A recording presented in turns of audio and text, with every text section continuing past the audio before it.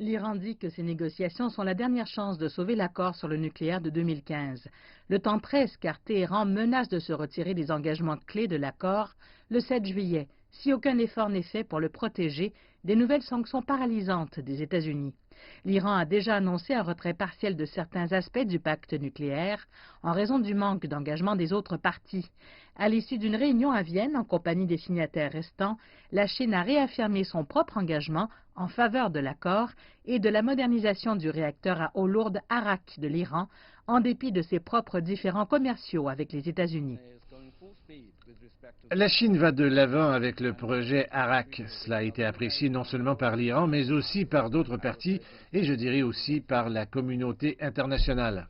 En dépit des progrès qui auraient été accomplis lors de ces discussions, l'Iran affirme que cela n'est toujours pas suffisant pour changer de cap. Je pense que la réunion a été positive et constructive. Je peux dire qu'un pas en avant a été fait par rapport aux réunions précédentes, mais ce n'est toujours pas suffisant et cela ne répond toujours pas aux attentes de l'Iran. L'Iran reste attaché à l'accord malgré le retrait des États-Unis il y a un an, mais maintenant, Téhéran dit que sa patience est mise à l'épreuve. Plus tôt cette année, le Royaume-Uni, la France et l'Allemagne ont conçu l'instrument d'appui aux échanges commerciaux appelé INSTEX, un moyen de paiement spécial permettant de contourner les sanctions imposées par les États-Unis en facilitant les échanges non monétaires avec l'Iran.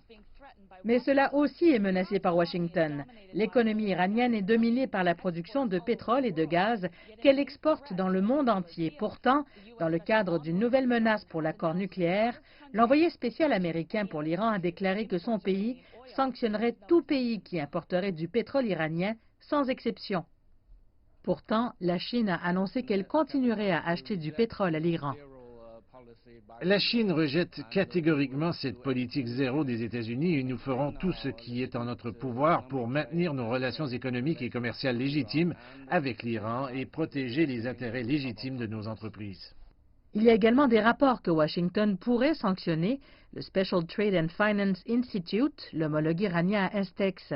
Entre-temps, la Chine dit qu'elle s'efforcera de sauver l'accord avec des discussions de groupe sur la façon de traiter l'excès d'uranium faiblement enrichi de l'Iran et le développement ultérieur d'Instex pour une utilisation par des tiers.